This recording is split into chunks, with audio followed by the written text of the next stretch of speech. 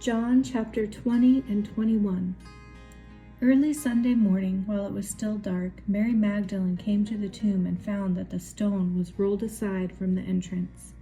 She ran and found Simon Peter and me and said, "They have taken the Lord's body out of the tomb, and I don't know where they have put him." We ran to the tomb to see.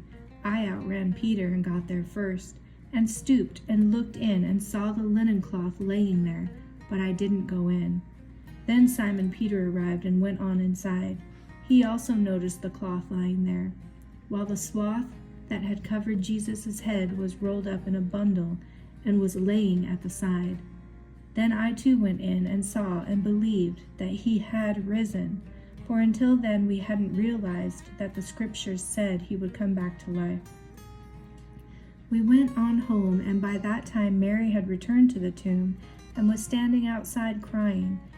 And as she wept, she stooped and looked in, and saw two white-robed angels sitting at the head and foot of the place where the body of Jesus had been lying. "Why are you crying?" the angels asked her. "Because they have taken away my Lord," she replied, "and I don't know where they have put him." She glanced over her shoulder and saw someone standing behind her. It was Jesus, but she didn't recognize him. "Why are you crying?" he asked her. "Whom are you looking for?" She thought he was the gardener. "Sir," she said, "if you have taken him away, tell me where you have put him, and I will go and get him." "Mary," Jesus said. She turned toward him. "Master," she exclaimed. "Don't touch me," he cautioned, "for I haven't yet ascended to the Father. But go find my brothers and tell them that I ascend to my Father and your Father, my God and your God." Mary Magdalene found the disciples and told them, "I have seen the Lord." Then she gave them his message. That evening the disciples were meeting behind locked doors in fear of many Jewish leaders, when suddenly Jesus was standing there among them. After greeting them, he showed them his hands and side, and how wonderful was their joy as they saw their Lord. He spoke to them again and said, "As the Father has sent me, even so I am sending you." Then he breathed on them and told them, "Receive the Holy Spirit. If you forgive anyone's sins, they are forgiven.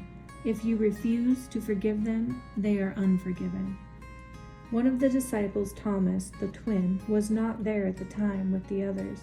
When they kept telling him, "We have seen the Lord," he replied, "I won't believe unless I see the nail wounds in his hands and put my fingers into them and place my hand into his side." 8 days later, the disciples were together again, and this time Thomas was with them. The doors were locked, but suddenly, as before, Jesus was standing among them and greeting them. Then he said to Thomas, "Put your finger into my hands and put your hand into my side. Don't be faithless any longer. Believe." "My Lord and my God," Thomas said. Then Jesus told him, "You believe because you have seen me. But blessed are those who haven't seen me and believe anyway." Jesus' disciples saw him do many other miracles besides the ones told about in this book, but these are recorded so that you will believe that he is the Messiah, the Son of God, and that believing in him you will be saved and have life. John chapter 21. Later, Jesus appeared again to the disciples beside the Lake of Galilee. This is how it happened. A group of us were there: Simon Peter, Thomas, the twin, Nathanael from Cana in Galilee, and my brother James and I, and 2 other disciples. Simon Peter said, "I'm going fishing." "We'll come too," we all said. We did, but caught nothing all night. At dawn we saw a man standing on the beach, but couldn't see who he was. He called out, "Any fish, boys?" "No," we replied. Then he said, "Throw your net on the right-hand side of the boat, and you'll get plenty of them." So we did, and couldn't draw in the net because the weight of the fish. There were so many. Then I said to Peter, "It is the Lord." At that, Simon Peter put on his tunic and jumped into the water. The rest of us stayed in the boat and pulled the loaded net to the beach, about 300 feet away. When we got there, we saw that a fire was kindled and fish were frying over it, and there was bread. "Bring some of the fish you've just caught," Jesus said. So Simon Peter went out and dragged the net ashore. By his count, there were 153 large fish, and yet the net hadn't torn. "Now come and have some breakfast," Jesus said, and none of us dared ask him if he really was the Lord, for we were quite sure of it. Then Jesus went around serving us the bread and fish. This was the third time Jesus had appeared to us since his return from the dead. After breakfast, Jesus said to Simon Peter, "Simon, son of John, do you love me more than these others?" "Yes," Peter replied, "you know I am your friend." "Then feed my lambs," Jesus told him. Jesus then repeated the question, "Simon, son of John, do you really love me?" "Yes, Lord," Peter said, "you know I am your friend." "Then take care of my sheep," Jesus said.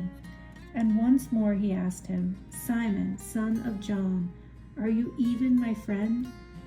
Peter was grieved at the way Jesus asked the question this third time. "Lord, you know my heart. You know I am," he said. And Jesus said, "Then feed my little sheep."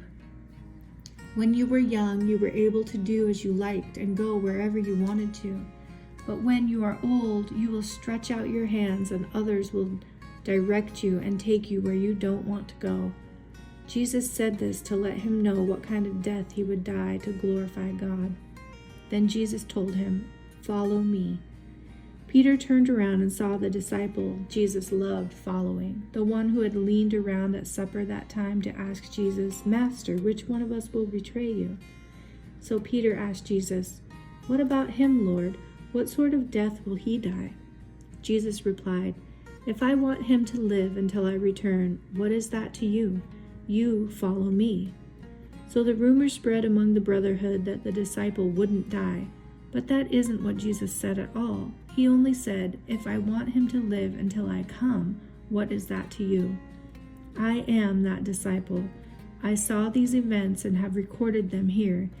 And we all know that my account of these things is accurate. And I suppose that if all the other events in Jesus' life were written, the whole world could hardly contain the books.